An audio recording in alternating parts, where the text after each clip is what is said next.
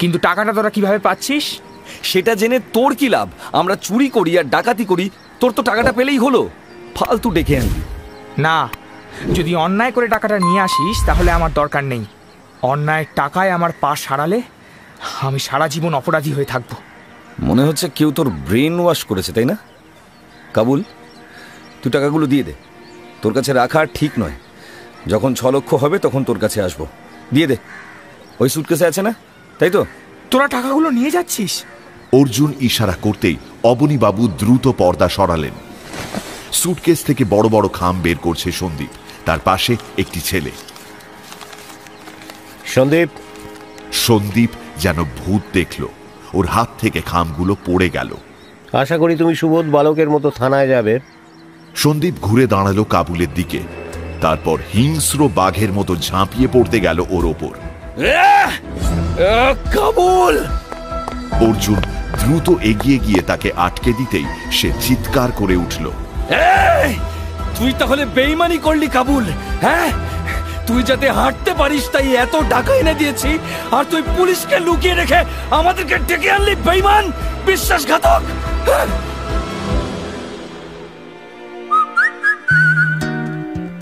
শুনছেন গপ্প মিরে ঠেকের আজকের গপ্প, সমরেশ মজুমদারের ড্রাকুলার সন্ধানে অর্জুন।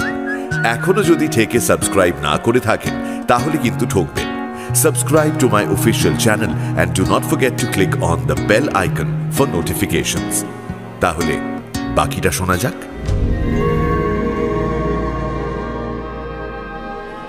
অর্জুন থানায় ঢুকল না। অবনীবাবু এখন উত্তেজিত, খুশিও। সন্দীপ এবং তার বন্ধু ছাড়াও কাবুলকেও হুইল চেয়ারে বসিয়ে থানায় এনেছেন তিনি। গাড়ি বেরিয়ে গেল সন্দীপদের অন্য বন্ধুদের তুলে আনতে। অর্জুনের খারাপ লাগছিল কাবুলের জন্য। বেচারার স্বপ্ন আর সত্যি হবে না। কিন্তু সত্যি কি সন্দীপরা ওর উপকারের জন্য ডাকাতি করছিল, বন্ধুকে ভালো করার জন্য? এর উত্তর এখনই পাওয়া যাবে না। এখন বাড়িতে গিয়ে ঘুমোতে হবে, লম্বা ঘুম। দুপুরেই মেজরদের সঙ্গে যেতে হবে ডুয়ার্সে। গোরান সাহেব এখনো বিশ্বাস করেন ওই অঞ্চলে ড্রাকুলা আছে। দেখা যাক। দরজা জানালা বন্ধ করে ঘুমোচ্ছিল অর্জুন। সারা রাত জেগে কয়েক ঘন্টা ঘুমিয়েও অর্জুনের ঘোর কাটছিল না। মা এসে বলল গোরক্ষনাথ এসেছে। অর্জুন ধর্মড়িয়ে উঠে বাথরুমে চলে গেল। ঘড়িতে 12টা বাজে। ফ্রেশ হয়ে এসে গোরক্ষনাথকে দেখতে পেল সে। তাকে দেখে ডান হাত মুঠো করে কপালে নমস্কারের ভঙ্গি করল সে। অর্জুন জিজ্ঞেস করল, কি ব্যাপার? একটু কথা ছিল। সন্দীপবাবুদের পুলিশে ধরেছে, ডাকাতি করতে ওরা। মুশকিল হলো আমাকে ওরা জড়িয়ে ফেলবে ওই মামলা। কেন, আপনি ওসব করতেন নাকি? না না, ওসব করার কথা চিন্তা করতে পারি না। ওই বিড়ালটাকে আমি থানায় ফেরত দিতে গিয়েছিলাম না, ওনারা বললেন না, আমার সঙ্গে ওটাকে ওনাকে আদালতে তুলবেন। আপনি অবনীবাবুর সঙ্গে দেখা করেছিলেন? উনি নাকি সারা রাত জেগেছিলেন, তাই এখন ঘুমোচ্ছেন, দেখা পাইনি। তাহলে নিশ্চিন্তে থাকুন, আপনার কোনো ভয় নেই। আপনি একটু দেখবেন বাবু। আর একটা কথা বাবু, বিড়ালটা দেখতে পায়। হঠাৎ মুখ চোখ পাল্টে গেল গোরক্ষনাথের। এই সময় মা চা দিয়ে গেলেন, সঙ্গে বিস্কুট।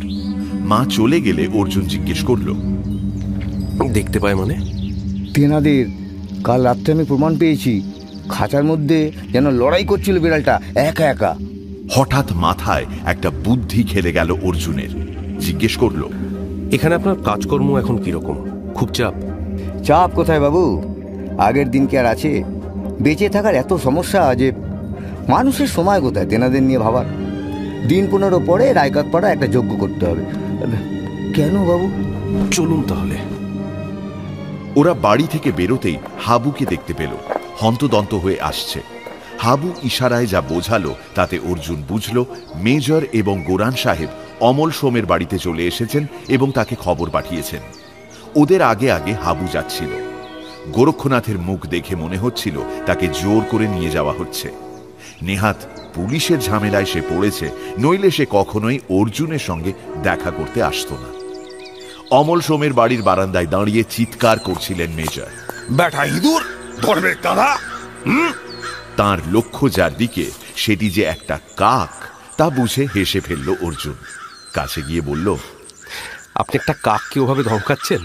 আরে বিস্তর কাক দেখেছি, কিন্তু এমন পাজির পাঝাড়া কাক কখনো দেখিনি। সেই কখন থেকে এসেছি তখন থেকে সমানে চেঁচিয়ে চেঁচিয়ে কানের পোকা বের করে ফেললো। মেজর বারান্দা থেকে নেমে একটা ছোট পাথর কুড়িয়ে নিয়ে কার্নিশে বসা কাকটার দিকে তাক করতে লাগলেন। এদিকে ছুটে এলো গোরক্ষনাথ। মারবে না, একটু দাঁড়ান, ভালো করে দেখি। হঠাৎ চিৎকার করে উঠল গোরক্ষনাথ। দুটো হাত মাথার ওপর তুলে নাচতে লাগলো। পেয়ে গেছি। ওর চিৎকার কানে যাওয়া মাত্র কাকটা চুপ করে একদিকে ঘাড় ঘুরিয়ে তাকে দেখার চেষ্টা করতে লাগলো। গোরক্ষনাথ ছুটে এলো অর্জুনের সামনে। বাবু, যে করেই হোক ওটাকে ধরতে হবে। ওই দেখুন, ওর এক চোখ কানা, ডান দিক দিয়ে দেখতে পায় না বলে ঘাড় ঘুরিয়ে বাদিক থেকে দেখার চেষ্টা করছে। অর্জুনের মনে পড়ে গেল খোঁড়া শকুন কালো বেড়াল সংগ্রহে এসে গেছে, কিন্তু গোরক্ষনাথ এখনো কানা কাক খুঁজে পায়নি। মেজরকে ব্যাপারটা বোঝাতে হলো। তারপর মেজর যে কায়দাটা করলো তা পশ্চিম বাংলার শিশুরাও জানে। একটা বড় ঝুড়ি খাড়া করে দড়ি দিয়ে বাঁধা হলো। ভাত রাখা হলো ঝুড়ির সামনে। দড়িটা লম্বা, সেটার প্রান্ত ধরে মেজর আড়ালে চলে গেলেন। কাকটা অনেকক্ষণ এক চোখে যাচাই করল। কোনো কাককে অতক্ষণ এক জায়গায় বসে থাকতে দেখেনি অর্জুন। শেষ পর্যন্ত লোভ প্রবল হওয়াতে কাকটা উঁচু কার্নিশ থেকে নেমে এলো ঝুড়ির সামনে। এক পা দুপা করে ভাতের কাছে পৌঁছে গিয়ে খপ করে কিছুটা তুলে লাফিয়ে সরে এলো ঝুড়ির আওতা থেকে। ঝুড়ি পড়ল না, কোনো বিপদ ঘটল না দেখে বোধহয় কাকটার সাহস মারল। এগিয়ে গিয়ে গপ গপ করে ভাত খেতেই মেজরের দড়ি টানে ঝুড়িটা পড়ে যেতেই চিৎকার করে উঠল গোরক্ষনাথ। কাকটা ধরা পড়ে গেছে। গোরান সাহেব কখন যে পেছনে এসে দাঁড়িয়েছিলেন কেউ টের পায়নি। এবার তিনি এগিয়ে এসে জানতে চাইলেন ব্যাপারটা কি। অর্জুন তাকে গোরক্ষনাথের সাধনার জন্য যেসব সামগ্রীর প্রয়োজন সেটার ব্যাখ্যা করল। সঙ্গে সঙ্গে চোখ মুখ উজ্জ্বল হয়ে উঠল গোরান সাহেবের। Then he will go with us. গোরক্ষনাথকে অর্জুন যাবার জন্য রাজি করালো। গোরান সাহেব বুঝলেন গোরক্ষনাথ খুশি হয়েছে।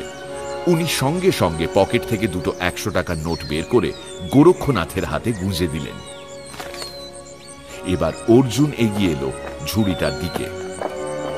কিন্তু গোরক্ষনাথ, মানলাম এই কাকটা কানা, কিন্তু আপনি বলেছিলেন ওকে জন্মাতে হবে কানা হয়ে। এই কাকটা যে সেই শ্রেণীর তা বুঝলেন কি করে? দাঁড়ান, দেখাচ্ছি। গোরক্ষনাথ তার জামাটা খুলে ফেলল। ডান হাত জামার ভেতর ঢুকিয়ে ঝুড়িটাকে সামান্য তুলে খানিকটা চেষ্টার পর কাকটাকে ধরে ফেলল। তারপর ঝুড়ি সরিয়ে ওটা বের করতে কাকটা আর্তনাদ শুরু করল। বাঁ হাতে ওর মুখ চেপে ধরে কানা চোখটাকে অর্জুনের সামনে নিয়ে এলো গোরক্ষনাথ। দেখুন বাবু, চোখটা একদম সাদা। কোনো খোঁচা খেয়ে কানা হলে আশেপাশের জায়গা ফুলে থাকতো, চোখের মনিও অন্যরকম দেখাতো। এই একেবারে আমার জন্য এখানে বসে অপেক্ষা করছিল। তাহলে আমি যাই? অর্জুন মেজরকে জিজ্ঞেস করল, আপনারা কি ঠিক করলেন? আজই যাবেন না কাল ভোরে রওনা হবেন? দেখুন, তৈরি হয়ে হাসিমারায় পৌঁছতে রাত হয়ে যাবে।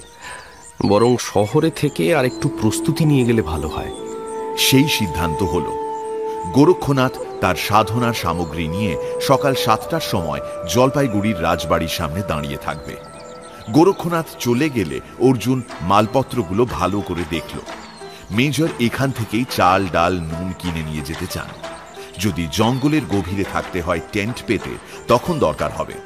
যত জিনিস যাবে তা একটা গাড়িতে আঁটবে না। বড় সুমো গাড়ির ছাদে চড়ালে একরকম ম্যানেজ হতে পারে। ওরা অর্জুনকে দায়িত্ব দিলেন তার ব্যবস্থা করতে। তাছাড়া জলপাইগুড়ি জেলার মধ্যে হলেও এসপি সাহেবের বিশেষ অনুমতি নিতে হবে। কদমতলার মোড়ে একটা সুমো গাড়ি পাওয়া গেল। সুমো গাড়ির ড্রাইভারের নাম বটা। সে ডিএফও সাহেবের সঙ্গে দেখা করে লিখিত অনুমতি নিয়ে এসেছে। তিনি তার দপ্তরকে জানিয়ে দেবেন বলেছেন।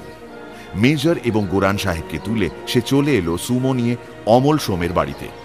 কাল বিকেলে মেজর এত বাজার করেছেন যে বটার মুখ গম্ভীর হয়ে গেল। গাড়ির ছাদে মালপত্র তুলে ত্রিপল দিয়ে বেঁধেও যা উদ্বৃত্ত রইল তা পিছনে সিটে রাখতে হলো। সুমো দেখে গোরান সাহেব খুশি, মেজরও। পাম্প থেকে গাড়ির ট্যাঙ্ক ভর্তি করে নিয়ে ওরা শহর ছেড়ে যাওয়ার মুখে রাজবাড়ির সামনে দাঁড়ালো। সেই ভোরে তিনটে খাঁচা আর একটা বড় ব্যাগ নিয়ে গোরক্ষনাথ দাঁড়িয়ে আছে। খাঁচাগুলো তুলে পেছনে সিটে বসে গোরক্ষনাথ বলল, কাল রাত্রে খুব ভয় পেয়েছিলাম বাবু, এই 3টে না থাকলে। কেন, কি হয়েছিল? তেনাদের কেউ পথ ভুল করে চলে এসেছিলেন।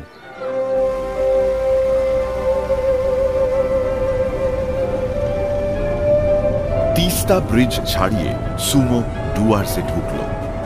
দুপাশে ধানের মাঠ, চওড়া হাইওয়ে, তখনও রোদ কড়া না হওয়ায় বাতাসে ঠান্ডা আমেজ। পেছনের খাঁচায় বসে কাকটা কা কা করে উঠল। গাড়ির দোমোহনি পেরিয়ে বাইপাস ধরল। চারপাশে সবুজের দিকে তাকিয়ে গোরান সাহেব বললেন, বিউটিফুল। ধূপগুড়ি থেকে বাঁক নিয়ে ওরা রাস্তা সংক্ষেপ করল। পথে ব্রেকফাস্ট সেরে ওরা যখন মাদারিহাটে পৌঁছল তখন প্রায় 11টা বাজে। গাড়ি একটু এগোতেই বাজার এলাকা এসে গেল। সেখানে ওরা গাড়ি থেকে নেমে একটা চায়ের দোকানে ঢুকল। গোরক্ষনাথ নামল না। সে তার ব্যাগ থেকে খাবার বের করে পাখি দুটো আর বেড়ালটাকে খাওয়াতে লাগল। 3 বোর পরিচয় ছিল। অর্জুন জিজ্ঞেস করল, আপনার পরিচয়টা? লোকনাথবাবু বললেন, আমি সামান্য লোক, ব্যবসা করে খাই, আলিপুরদুয়ারে থাকি। তবে এখানে মাইল 20 দূরে একটা বাড়ি কিনেছি, ঝোঁকের মাথায় বলতে পারেন। তা আপনার এদিকে কেন বেড়াতে? একরকম তাই। ওরা এসেছেন আমেরিকা থেকে, জঙ্গলে থাকতে চান, কিন্তু ফরেস্ট বাংলোতে নয়। আমেরিকা থেকে? তাই নাকি? কিন্তু এদিকের জঙ্গল এখন নিরাপদ নয়। কেন, ম্যানিটার আছে নাকি? জন্তু জানোয়ার নিশ্চয়ই আছে, তবে তারা মানুষ খেকো নয়। প্রায় একটা না একটা মানুষের ডেড বডি পাওয়া যাচ্ছে, যার শরীরে রক্ত নেই। লোকগুলোর শরীরে কোনো দাগ আছে, বিশেষ করে গলার পাশে? আমি দেখিনি। লোকাল থানার অফিসার বলতে পারবে। এ যাকে, আপনারা ইচ্ছে করলে আমার বাড়িতে থাকতে পারেন, জঙ্গলের গায়ে বাড়ি। তবে মুশকিল হলো ওখানে কোনো কাজের লোক থাকতে চায় না। অনেক চেষ্টা করেছি, এই সবাই থাকতে ভয় পায়। কেন? এই পাণ্ডব বর্জিত জায়গা তো, অন্তত 10 মাইলের মধ্যে কোনো লোকজন নেই। আমার স্ত্রী তো খুব বকাবকি করেছেন ওরকম একটা জায়গায় বাড়ি কিনেছি বলে। তা জঙ্গলে থাকবেন কি করে? তাঁবু আছে? দেখুন মশাই, তাঁবুতে থাকলেও নিজের হাতে কিন্তু সব করতে হবে। আরে আমার ওখানে বিছানাপত্র সব পাবেন, কিচেন আছে, গ্যাস রেখে দিয়েছি, দরকার হলে রান্না করে নিতে পারবেন, নইলে গাড়ি পাঠিয়ে খাবার আনিয়ে নেবেন। তা কদিনের প্রোগ্রাম আপনাদের? খুব বেশি হলে 3 সাতেক। তাহলে চলে আসুন। দ্বিতীয় ভদ্রলোক এসে দাঁড়িয়েছিলেন পাশে। লোকনাথ তার সঙ্গে পরিচয় করিয়ে দিলেন। এই আমার বন্ধু প্রদীপ পান্ডে। ভদ্রলোক নমস্কার করলেন। লোকনাথ বললেন, ঠিক আছে, চলুন আপনারা এই ড্রাইভারকে বলুন আমার গাড়িকে ফলো করতে। হ্যাঁ, দিয়ে রাখতে হয়েছে। দূরত্বের জন্যই বোধহয় দরজা জানলা এখনো চুরি যায়নি। ভেতরটা পরিষ্কার করা আছে। 1 সেকেন্ড, এই নিন চাবি। ঠিক 7 দিনের মাথায় সকাল সকাল আমি চলে আসব, ঠিক আছে? যদি তার আগে চলে যেতে চান তাহলে ওই মাদারি হাটের যে চায়ের দোকানে আমাদের আলাপ হলো, হ্যাঁ, ওই মালিকের কাছে চাবিটা রেখে চলে যাবেন। হ্যাঁ মশাই, আমি আর অপেক্ষা করতে পারছি না, অনেকটা দূরে যেতে হবে, চলো। ভদ্রলোক তাঁর সঙ্গীকে নিয়ে গাড়ি ঘুরিয়ে চলে গেলেন। যাওয়ার আগে লোহার গেট বন্ধ করে গেলেন। গাড়ির সব রুটি। সে কি, আপনি বলেছিলেন রান্না করবেন? সেটা অন্য সময় করা যাবে, এখন কৌটো খাও। তা সহ্য হবে না জিভে। আরে আগে খেয়ে দেখো, ডাক্তাররা 100% হাইজেনিক বলে সার্টিফাই করেছে। অর্জুন আর কথা বাড়ালো না। 4 নম্বর ঘরটায় গেল। বটা বিছানায় চিত হয়ে শুয়ে বিড়ি টানছে। গোরক্ষনাথ ইতিমধ্যে লাল লুঙ্গি পরে বাবু হয়ে চোখ বন্ধ করে বসে পড়েছে। তার সামনে 3টে খাঁচার প্রাণী, 3টেই চুপচাপ রয়েছে। এখন বোধহয় কোনো পুজো করছে গোরক্ষনাথ। অর্জুন বটাকে 3 জনের জন্য ভাত, আলু আর ডিম সেদ্ধ করে দেওয়ার রিকোয়েস্ট করল। তারপর নিজের ঘরে গিয়ে বিছানায় শরীর এলিয়ে দিল। লম্বা দেওয়াল, বড় ছাদ, ছাদে একটু ফাটল ধরেছে। এই ঘরে কোনো আসবাব নেই এই খাট ছাড়া। তার সুটকেসটাকেও মাটিতে রাখতে হয়েছে। জল পড়ার শব্দ হলো। তারপরেই পাম্প বন্ধ হয়ে গেল। বোধহয় বটাই কাজটা করল। ওকে নিয়ে এসে ভালোই হয়েছে। অর্জুন এবার ভাবতে বসল। গোরান সাহেব ঠিক কি চাইছেন তা বোঝা যাচ্ছে না। এখানে বসে থাকলে ড্র্যাকুলার দেখা উনি পাবেন কি করে? লোকনাথ বললেন এখানে রক্তহীন মৃতদেহ পাওয়া যাচ্ছে। ওটাকে ড্র্যাকুলার কাণ্ড বলে মনে করেন নাকি গোরান সাহেব? তবে স্টিভেনসন সাহেবের বাড়িতে ঢোকার পর মনে হচ্ছে এরকম জায়গায় ড্র্যাকুলা বাবু এলেও আসতে পারেন। সে জানালার দিকে তাকালো। তারের ওপাশে কাঠের পাল্লা, এদিকে ঘর গরম হচ্ছে। অর্জুন জানালা খুলে দিতেই জঙ্গলটাকে দেখতে পেল। হাওয়া ঢুকছে এখন। বটা এসে জানালো, খাবার রেডি। অর্জুন উঠে ডাইনিং রুমে গিয়ে দেখল ভাত, ডিম সেদ্ধ, আলু ভাজা আর ডাল তৈরি। সে ড্রয়িং রুমে ফিরে গিয়ে দেখল মেজর আর গোরান সাহেব কৌটো আর পাউরুটি নিয়ে এদিকে আসছিলেন। ওরা ডাইনিং টেবিলে সাজানো খাবার দেখে অবাক হলেন। মেজর গম্ভীর মুখে কৌটো খুলে ফেললেন। ডিম সেদ্ধ ভাত দিয়ে মেখে খাবেন নাকি? মেজর কোনো জবাব দিলেন না। গোরান সাহেব একটা প্লেটে সামান্য ভাত তুলে নিয়ে কৌটোর সার্ডিন মাছ তাতে উপুর করে দিলেন। তেল দেওয়া মাছটা দিয়ে ভাত মেখে চামচ দিয়ে খেতে লাগলেন। সেদিকে কিছুক্ষণ তাকিয়ে থেকে মেজর বললেন, রুমে যখন থাকবো তখন রোমানদের মতো ব্যবহার করব। আমাকে দুটি ভাত আর ডিম সেদ্ধ দাও হে। বাড়ির সামনের লনে যে বেঞ্চটা স্থায়ীভাবে রয়েছে তার বয়স প্রায় বাড়িটার মতন হলেও এখনো মজবুত রয়েছে।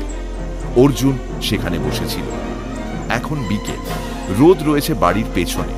এদিকটায় ছায়া ঘন হয়েছে। সামনের জঙ্গলে পাখিরা গলা খুলে চেঁচিয়ে যাচ্ছে। পৃথিবীর সেই আদিম দিনে যখন প্রাণ গলা পেয়েছিল, সেদিন থেকেই বোধহয় সূর্যের আলো নিভে যাওয়ার সময় অজানা আতঙ্কে এমনই চেঁচামেচি শুরু হয়েছিল। দিন মানেই চারপাশ চোখের সামনে, রাত মানে সমস্ত নিরাপত্তা উধাও। জঙ্গলের আরেক প্রান্তে এই যে নিঝুম অঞ্চলে স্টিভেনসন সাহেব বাড়ি বানিয়েছিলেন, তার সৌন্দর্য সারা দিন ধরে প্রশংসা পাবে, কিন্তু রাত্রে তিনি কি করতেন 70 বছর আগে? হ্যালো মাই বয়। মেজরের গলা পেয়ে পেছন ফিরে তাকালো অর্জুন। ইতিমধ্যে তিনি পোশাক পাল্টেছেন। এখন তার পরনে বার্মুডা এবং গেঞ্জি। এগিয়ে আসতে আসতে বার্মুডার পকেট থেকে পাইপ বের করে একটু পুড়িয়ে তামাক জ্বালালেন। কাছে এসে বললেন,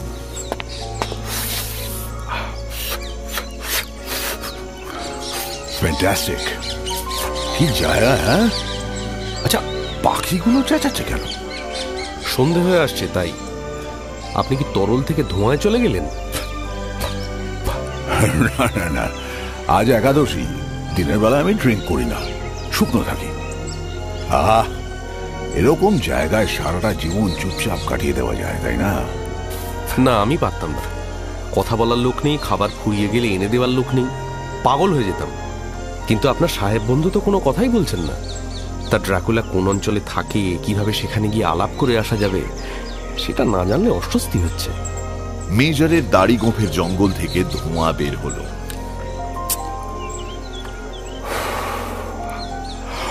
আমাদের বাল্যকালে একটা বাংলা ছবি দেখেছিলাম। তাতে সংলাপ ছিল, কৌতূহল থাকা ভালো, তবে তার সীমা রেখা থাকা উচিত। আহা, দারুণ কথা। তোমার দেখছি একটু ধৈর্য কম। জলপাইগুড়িতে থাকলে তুমি এই সুন্দর জায়গাটাকে দেখতে পেতে না। এই সময় গোরান সাহেবকে দেখা গেল। গেট খুলে ভেতরে আসছেন। তিনি যে কখন বাড়ির বাইরে গিয়েছেন তা অর্জুন জানে না। কাছে এসে বললেন, এই জায়গাটা ভালো নয়। জঙ্গলের মধ্যে দিয়ে হেঁটে আসার সময় আমার অস্বস্তি হচ্ছিল। অস্বস্তি কিরকম? আমি ব্যাখ্যা করতে পারবো না। ওয়েট। হঠাৎ সোজা হয়ে গেলেন ভদ্রলোক। তার দৃষ্টি অনুসরণ করে অর্জুন দেখল একটা বিরাট সাপ ধীরে ধীরে জঙ্গলের ভেতর থেকে এগিয়ে আসছে লনের দিকে। লম্বায় অন্তত 12 ফুট এবং বেশ মোটা আর কুচকুচে কালো সাপটা এখনো খানিকটা দূরে। মেজর চাপা গলায় বললেন, king cobra. No, it's a queen. What? Arjun দেখল গোরান সাহেবের মুখের চেহারা ক্রমশ বদলে যাচ্ছে। অমলদার বাড়ির বাগানে সাপটাকে ধরার সময় এই রকম মুখটাই হয়েছিল। তিনি এক পা এগিয়ে যেতেই মেজর ওর হাত ধরে টানলেন। Don't let me go major. না, ওটা কি করে, কোথায় যায় তা আমাদের দেখা উচিত। But I must kill her. Queen কোবরার হেড আমার কালেকশনে নেই। Leave me please. মেজরের হাত ছাড়াতে চেষ্টা করছিলেন গোরান সাহেব, কিন্তু মেজর ওকে ছাড়লেন না। সাপটা ওদের দিকে এলো না। সে যেন বেড়াতে যাচ্ছে এমন ভঙ্গিতে লনের এক পাশ ধরে বাড়িটার পেছন দিকে যেতে লাগলো। শেষ পর্যন্ত হাল ছেড়ে দিলেন গোরান সাহেব। তার মুখ চোখ স্বাভাবিক হয়ে এলো। ওরা তিনজনই ধীরে ধীরে সাপটাকে অনুসরণ করতে লাগলো। বাড়িটার পেছন দিকে খোলা জমিতে ওরা প্রথম এলো। বুনো ঝোপঝাড় ছড়িয়ে আছে সর্বত্র। লোকনাথ এই বাড়ি আর লনের সংস্কার করেছেন, কিন্তু পেছন দিকে বোধহয় নজর দেননি। হঠাৎ গোরান সাহেব হাত বাড়িয়ে ইশারায় ওদের থামতে বললেন। জমিটার একপাশে কয়েক হাত দূরত্বে উঁচু উঁচু ঢিবির মতো কিছু রয়েছে। সাপটা তার একটার পাশে গিয়ে স্বচ্ছন্দে ভেতরে চলে যেতে লাগলো সরসর করে। কিছুক্ষণ বাদে তাকে আর দেখা গেল না। গোরান সাহেব বললেন, ওইখানে ওর বাসা। কথাগুলো বলে গোরান সাহেব মাথা নাড়লেন, তারপর এগিয়ে গেলেন। ওরা সন্তর্পণে অনুসরণ করল। কাছে যাওয়ার পর বোঝা গেল যেগুলোকে ঢিবি বলে মনে হচ্ছিল সেগুলো একসময় সমাধি বেদি ছিল। অর্থাৎ গত 70 বছরের কোনো এক সময় এ বাড়ির 3টি মানুষ মারা যাওয়ার পর এখানেই তাদের কবর দেওয়া হয়েছিল। যে বেদির তলায় সাপটা ঢুকেছিল তার ওপরের মাটি সরিয়ে সরিয়ে গোরান সাহেব লেখাটা আবিষ্কার করলেন। Arnold Stevenson, born 1870, expired 3rd June 1938। বাকি দুটো সমাধি বেদিতে হয়তো কিছু লেখা ছিল, কিন্তু এখন সেটা খুঁজে পাওয়া যাচ্ছে না। বেদির ওপরের অংশের অনেকটাই নেই। ওরা ফিরে এলো। লনে ফিরতেই বটাকে দেখা গেল একটা ট্রের ওপর চায়ের কাপ নিয়ে আসতে। গোরান সাহেব বললেন, থ্যাঙ্কস। অর্জুন কাপ তুলে নিয়ে জিজ্ঞেস করল, গোরক্ষনাথ কোথায়? আসন পেতে বসে ধ্যান করছে। ওকে একটু এখানে আসতে বলো তো। বটা চলে গেলে গোরান সাহেব বললেন, এই স্টিভেনসন লোকটা তাহলে এখানেই মারা গিয়েছিল। ও তখন এখানে পাকাপাকি থাকতো না আসা যাওয়া করতো সেটা বোঝা যাচ্ছে না, কিন্তু বাকি দুজন কারা? ওর আত্মীয় স্বজন। তাহলে তারা ওর আগে মারা গিয়েছিল। ওই সমাধিবেদী দুটো একটু বেশি পুরনো বলে মনে হলো, কিন্তু স্টিভেনসন লোকটার শরীর বিশাল ছিল। তা তো বটেই, নইলে এখানে অত বছর আগে থাকার হিম্মত হতো না। সাহসী মানুষ, কিন্তু কি করে বোঝা গেল শরীর বিশাল ছিল? সমাধিবেদীর আয়তন দেখে, আর ওই বড় সাপটা সেই কারণেই ওটাকে নিজের জায়গা বলে বেছে নিয়েছে। গোরান সাহেব কথা শেষ করতেই গোরক্ষনাথ এগিয়ে এলো। আদেশ করুন বাবু। ওইভাবে কথা বলায় একটু অবাক হলো অর্জুন, কিন্তু সেটাকে উপেক্ষা করে সে জিজ্ঞেস করল, এখানে আপনার কেমন লাগছে গোরক্ষনাথ? সারা দিন ধরে বড় গুরুকে ডেকে গেলাম, নিজের কথাও ভাবিনি। বড় গুরু? আমার গুরুর গুরু ত্রিকাল